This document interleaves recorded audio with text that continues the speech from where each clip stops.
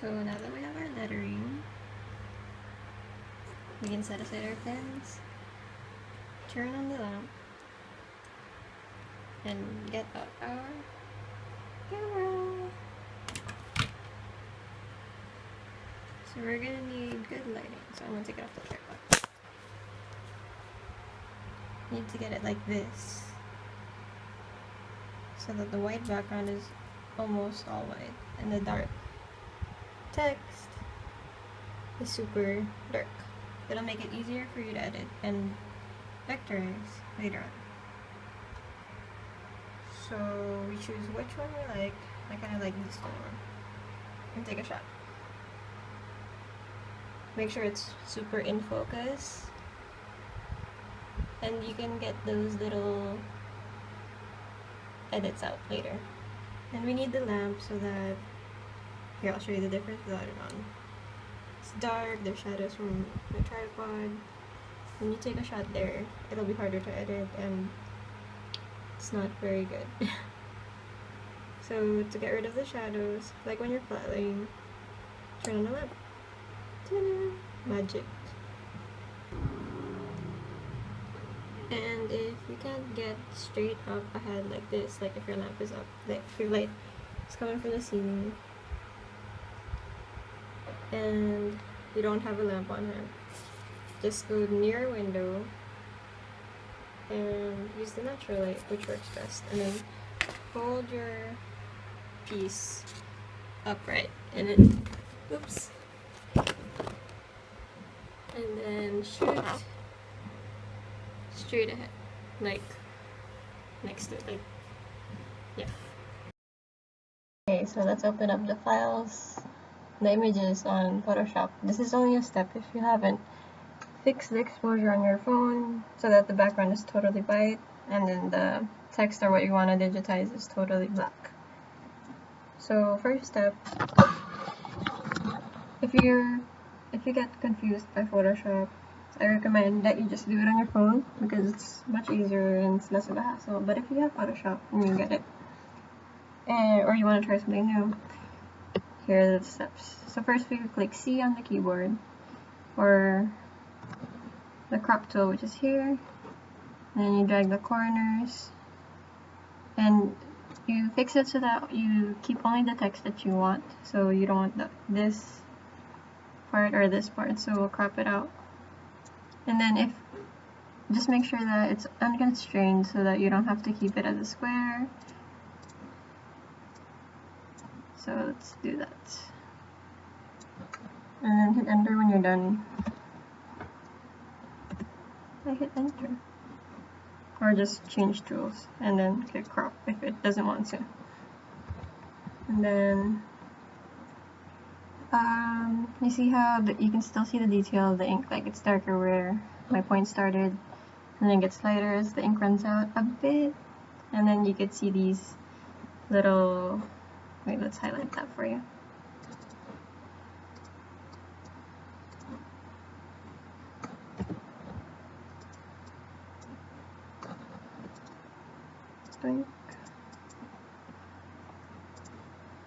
Like the color changes here, and then the little quirk here that I personally don't like, and then how it goes over here, the ink bleeds a bit, and then how this isn't straight.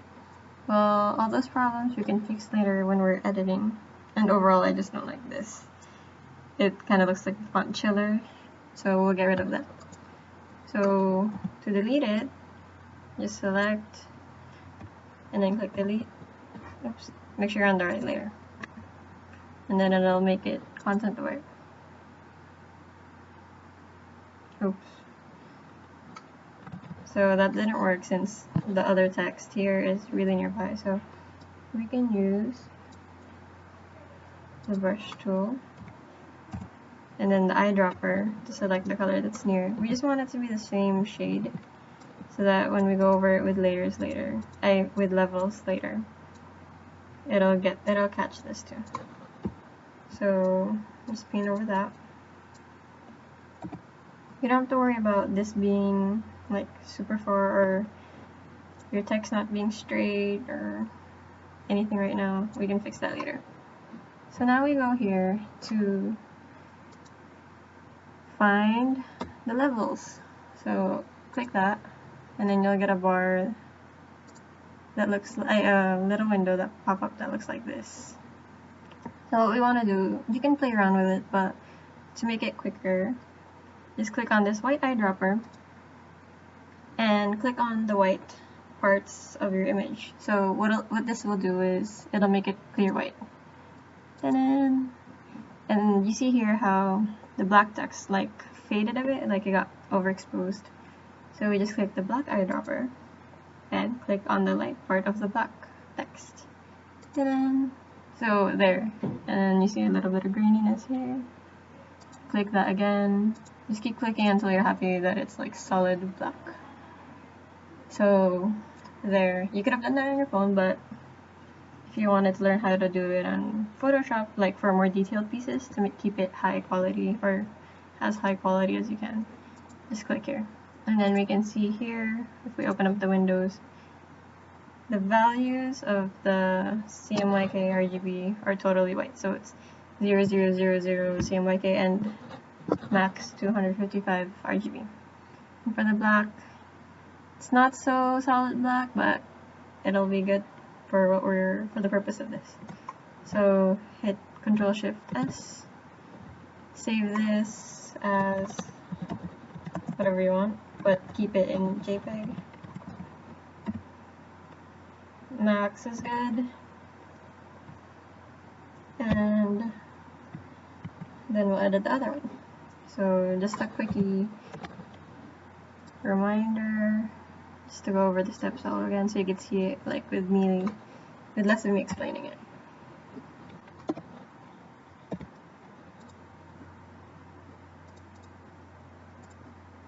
Eyedropper again to keep it white.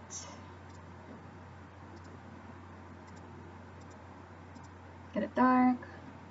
It's about good. Control S. Save as JPEG. Let's digitize. Shoot. Save. Okay. So next we'll go on to Illustrator. So this is my favorite part. We're gonna open it up on Illustrator. So let's open up both. Let's just start with one so that you get the point. And it's like humongous, right? So you do Control-0, and it'll make it as big as the artboard, just tiny still. So Control minus, scale it down a bit. Hold Shift so like your artwork doesn't get distorted. So it's Alt-Shift and then click and drag. And then you go to the artboard and just double click on your image so that the artboard like reforms into whatever size your image is. And then go back to the selection tool. Then let's click on our image. The first step is to make it into a vector, which you can like edit, smoothen out. You'll be able to move these little individual elements around, straighten up the text, fix the alignment. So yeah, I feel like your OC, like you thought there was no way to fix your hand lettering. There is, but it's digital. So here, let's go. So you go to Object, and then Image Trace, Make and Expand.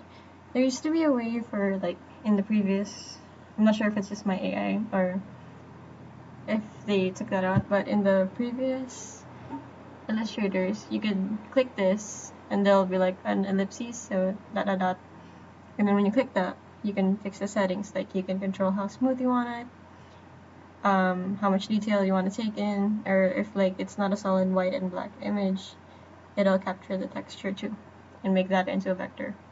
So for now, I'll teach you the easy way before. Yeah, so hit Make and Expand, and magic.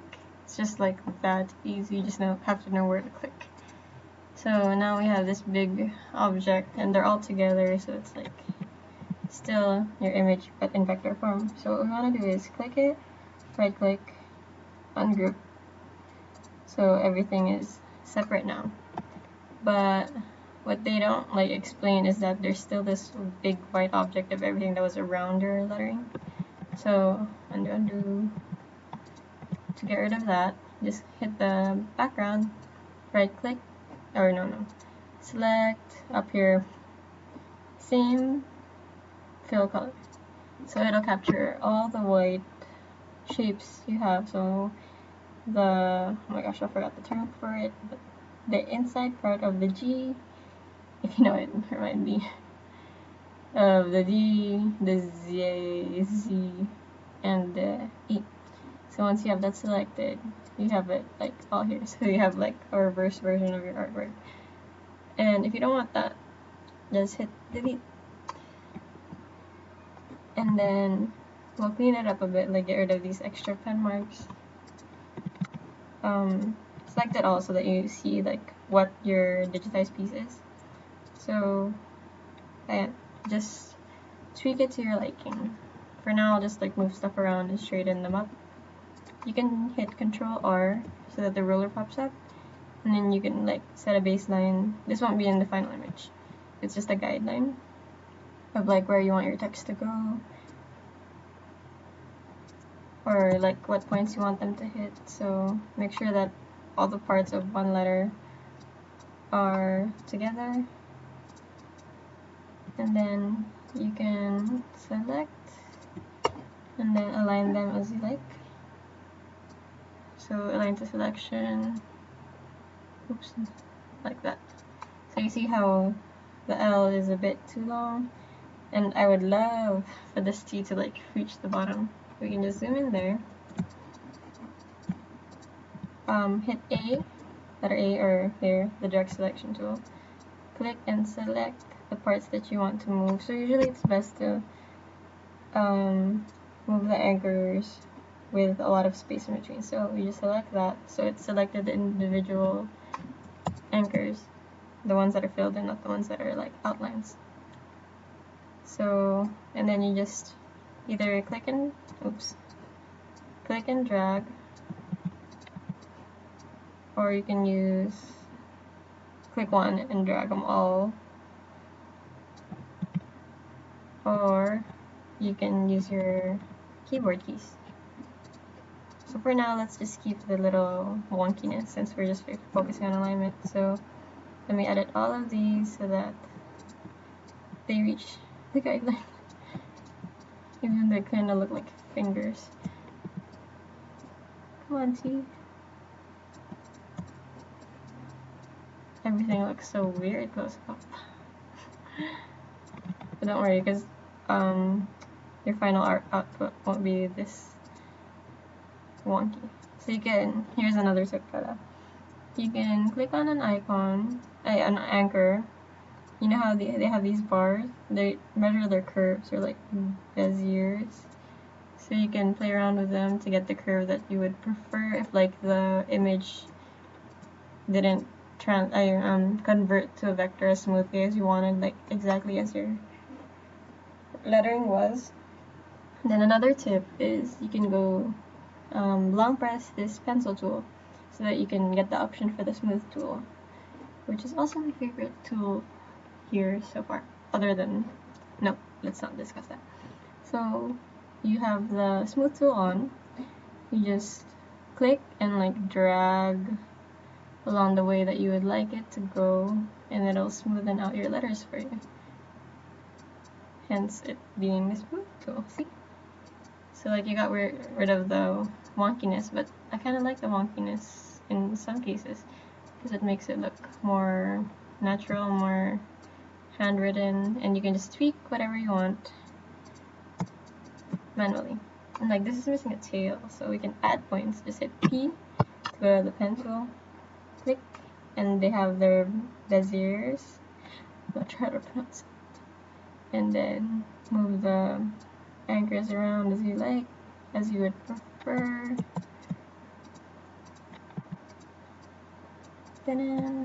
It's not perfect, but it fits the idea across. You can spend as much time as you want fixing this. This is where Illustrator gets kind of a hassle because it's a long process. It's a longer process than like doing it digitally on your phone on an app. but I like it because it gives you the detail. So let's zoom out. So obviously that S doesn't really match the other letters since they're so wonky. So let's smoothen it out just a little bit. You can also delete points, like hit minus, hover over an anchor, delete, click the ones you don't want. So, or like delete some points, anchor points, so that you get a smoother vector, because the less anchor points you have, the more, let's reword that. The less anchor points you have, the smoother your shape will be. So if like you don't need them, we can delete them, but we don't have to like delete them all. We can just smooth it out so that it matches the S.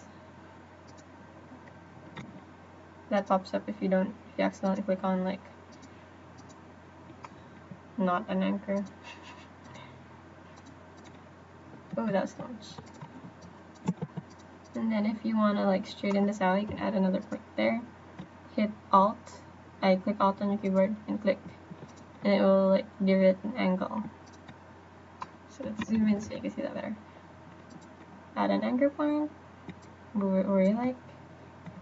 Hold Alt, and it'll turn into like a straight, or as straight as it can be. Angle. And then you can just smooth that out. I don't want that. Yay! So we're getting there. I just noticed that this arm of the T is super long. So you can just like, I'm really OC with this. You just want it to be straight or even or balanced. Or just have my smart guides on. Oh, poor E. It didn't look like this when I was drawing it.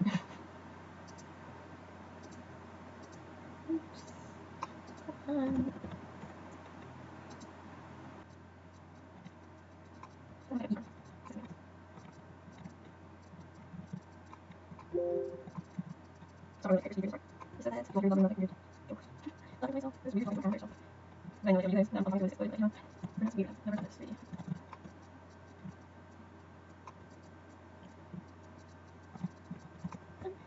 Okay, so end of the speediness. Let's select all of this, see if they match up at the top. That's good enough. You can just start the TV. So, and select them all, and then you go up here to align the selection, and you hit this one, which will distribute it horizontally. What happened? Why? So that didn't work. Why?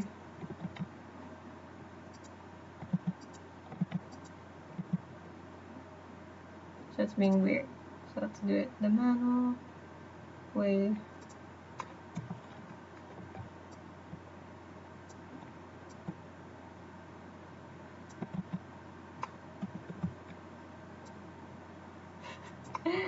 I'm sorry, it's not working. Let's change this to like another color. Ooh. This is like teaching the slowest way of kerning letters. So it won't be perfect since there's like a lot of empty space under the T. So to make it look balanced, we'll make it go in a bit. Just double click if you accidentally go into isolation mode. Let's see if that looks right. Looks about balanced, like balanced enough. I want to keep you guys here forever watching this, watching me. So let's center that to the artboard.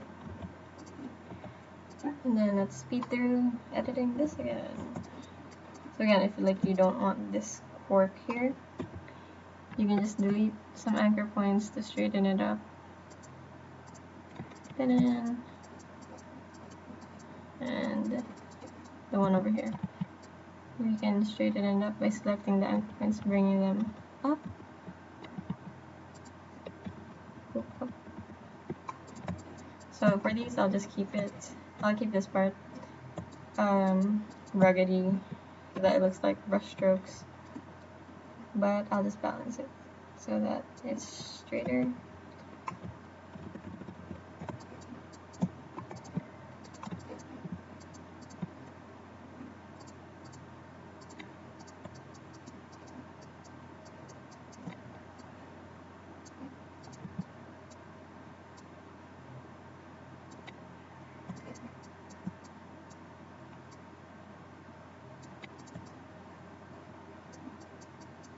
And bring this E up. You can also click on your keyboard Q, and it'll be a lasso tool, so you can select which anchors you want, because if you can't like get it in a box. And then control, drag up.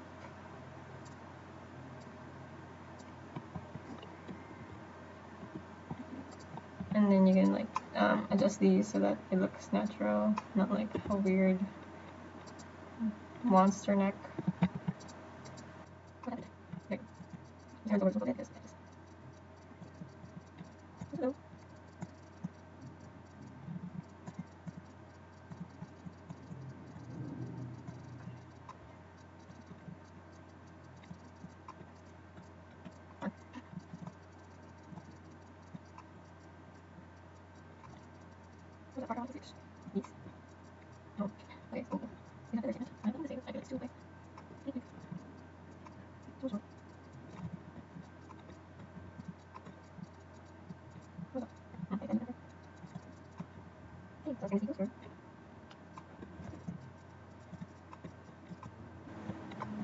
And then group it all together so that you get the little tittles, right? That's what it's called.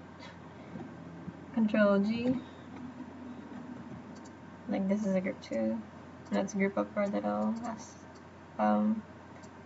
yay marks. I don't know what they're called. And then group them, these two together, so that when we center it all, Control A, hit align, and everything is centered. But I kind of want to bring this closer in, because there's a lot of empty space here. Or we can reflect it. Right click, transform, reflect, vertically. No, I like it better.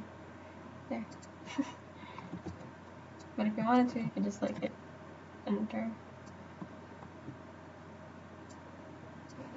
You can just copy the elements that you want to repeat. Let's see how it looks without that there.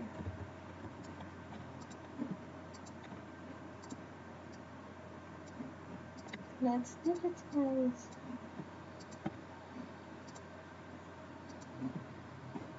Or if we use the same.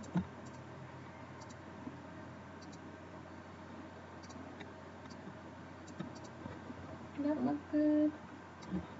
This needs to.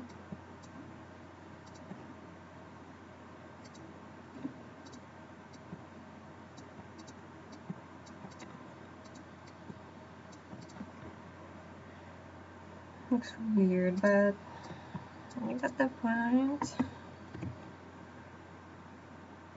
Let's add in a little.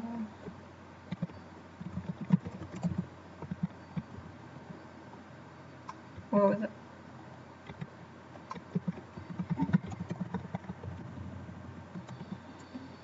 A little credit thingy. So favorite font.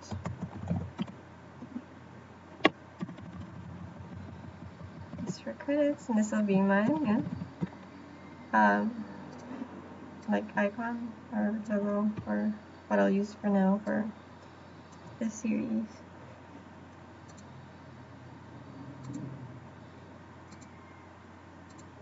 Let's keep it light. So there you have it. We have to export it to a JPEG image nga pala. So select all. Just outline that. Group everything together, and then you can fit it to the artboard by double clicking on your group. And then what I like to do is I expand a little just so everything is not like flush to the edge of the artboard, so when you export it there's extra space. And then we'll align again. What? It doesn't look. Why aren't you aligning right?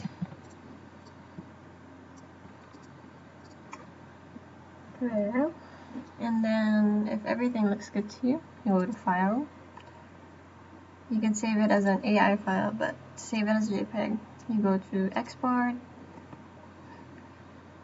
Use artboards so that it keeps everything in space. Otherwise, it'll just take the vector parts and it'll be sagad. Use artboards. Let's digitize. Vector. Digitized. That's redundant. Hit save. And then our mode, since we're just gonna use this online, will be RGB max. I know it's online, but I like to keep everything 300 at 300 in case you like use it for other projects. Double click, and we've got our. And that's not that. This is before, after, before. This is the real before, after, and then ding. Yay! So like, if you guys found this useful or you want more, let me know. Oh no, I forgot to edit this part. This was what I was looking for. Or if you digitize your own work, like, feel free to tag me on Instagram or DM it to me so that I can see. And if you guys have trouble with anything else, let me know, because this is my first tutorial, but I'd love to do more for you guys. Like, just ask me. I know this was late, but yay, it's here. So thank you for everyone that showed interest right away. Like, I was shocked at how many people wanted to learn how to digitize, and it's so useful since so many people letter nowadays, but like everybody knows how to do that. But this is like the next step to that, where you can use this for your products, for your IG posts, or anything. So I can talk about next time how to use this for, like, put it on a t-shirt, put your lettering on a t-shirt or a mug or a case. So let me know what you guys are interested in, and I'll do that next time. So I forgot to teach you guys how to use your new vector image or PNG or JPEG in your photos. So we'll go back to our folder and let's open up our JPEG that we vectorized earlier. So you see how it's nice and clean. So it's turned into a PNG without having to open up AI again and reinstall, save it again. As a PNG, you can open it up on Photoshop, hit the magic wand tool, select any white space, right click, hit similar, so it'll catch all the white space again. On your keyboard, click Ctrl-Shift-I so that it inverses the selection, and then hit this in your layers tab, which is add a mask. So now it got rid of, let's have a sample, all the white space.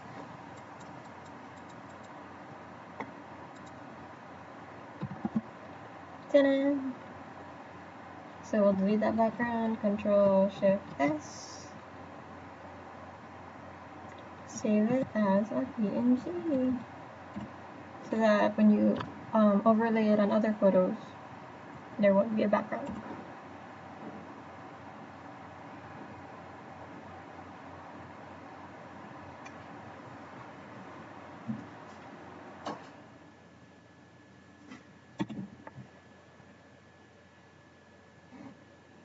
So let's go back to the photo that we had earlier. You can choose any photo, or you can choose from your own photos, like your travel photos. And then we'll click on the PNG file that we just edited, drag it on.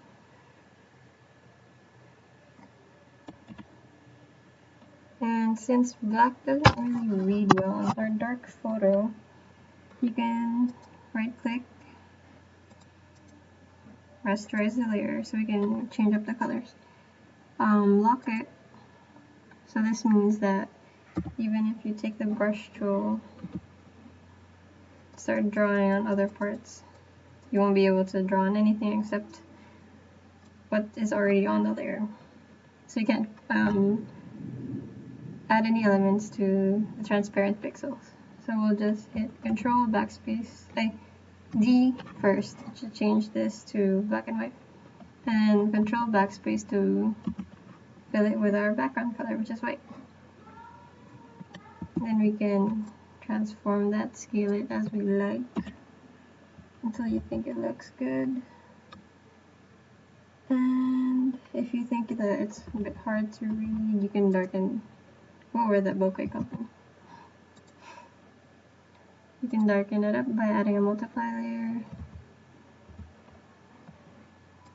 But I don't know. I also add a mask. But we'll get into that next time. So I'll just delete this since I like it better like that. So that's it. You can now save it as a JPEG, and this is really the end. There's the bokeh. Let's digitize. I know. So hope you guys learned something new. I'm going over the way how to do the same thing on mobile app PixArt next time. So bye.